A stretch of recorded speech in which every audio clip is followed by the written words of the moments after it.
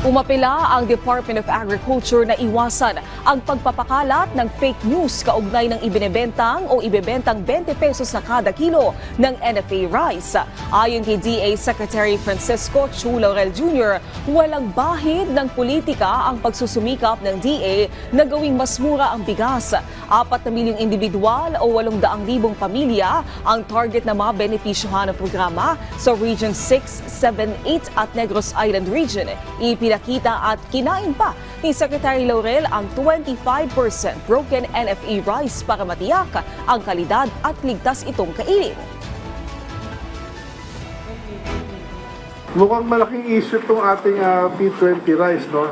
Ginagawang issue ng iba. Sa akin, ang pihiling ko ay suportahan na lang at para smooth ang implementation at makikinabang naman dito ay lahat ng tao, no? Whether anong kampo ka ba ng politics, no?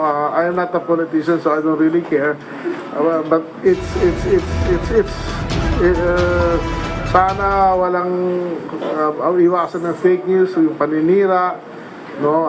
Wag sana sabotahin itong programa na ito.